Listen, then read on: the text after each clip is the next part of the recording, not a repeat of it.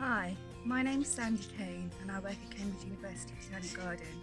We're still in lockdown, so I'm doing gardening club from here, my home, and this is Tinker. Tinker is 10 weeks old today. So today I'm going to talk to you about growing tender veg. And why am I talking to you about it today? Well, in about 2 or 3 weeks time, it's the second week in May, and gardeners believe that this is the cut-off point for frosts in the UK, so tender veg can be planted out after the second week in May. I use a 9cm pot. That's because most of the tender veg that we're talking about, runner beans, French beans, pumpkins, courgettes, cucumbers and the like, are all quite big seeds. So I use a 9cm pot and I fill it up with multi-purpose compost. The reason why I use multi-purpose compost is because it has some nutrients in, and we're going to keep these seeds in here for about 3 weeks. So tap it down, push it down a little bit, not loads because the roots still need to push through there, and then I get a dibber, make a hole about twice the size of the seed. So the sort of seeds that I'm putting in here are beans. It's a really pretty bean seed there, or courgettes, and that's a courgette seed.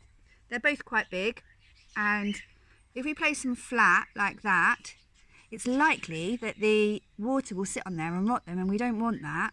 So we're going to put it on its side like that, or on its side like that, pop it in about 2 sizes its depth, cover it over, make a label for it, and then pop it in a tray. I haven't got a tray, so I'm using a storage box lid, and I filled it with 2 or 3 centimetres of water, and I let the water soak up so it gets it totally soaked through. Now, the other thing I use this storage pot for is covering them over like that. It's like a little mini greenhouse because I haven't got a greenhouse at home, and it's perfect, so they're protected from the night frosts. Now, people often ask me, why haven't my seeds germinated? Well, it's usually one of 2 reasons. Seeds need to be regularly moist, not soaking wet, but permanently moist. Because if they start to break out and send out their shoots and their roots and then dry out, those are so delicate that they'll just dry up. Or it might be that you just haven't watered it enough for the outside of the shell to break to let those out. The best time to water is first thing in the morning. The reason for that is if you water in the middle of the day, the heat can make the water evaporate off. There's Tinker helping again.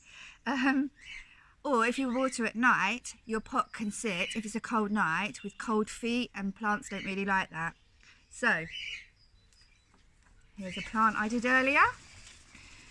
So this one is a strawberry, alpine strawberry. I grew it last year. As you can see, the roots are all at the bottom of the pot and the pot's pretty dry. Now, if I use a watering like this, or because I haven't got a rose, I've lost my rose, I've made one of these, what will happen is it won't soak all the way through and the roots will kind of come up to look for the water.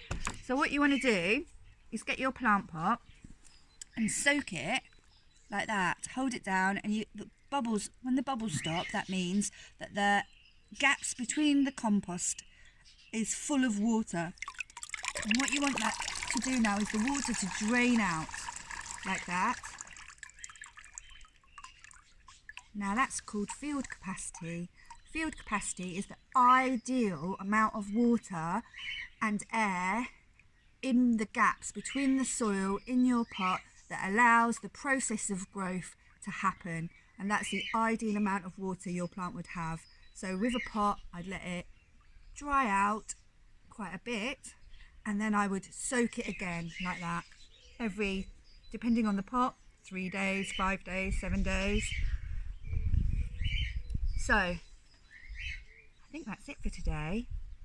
Next week you've got Chantel coming to talk to you about wildlife gardening again. So, things to do this week. Now's the time to grow tender veg, things like beans, squashes, pumpkins, cucumbers, courgettes and sweet corn. If you sow them now and protect them from the frosts, they'll be ready to plant out in the second week of May. Remember to protect all your new seedlings from frosts. Keep your seedlings consistently moist to ensure for good germination, and water plants well in the mornings. Happy gardening!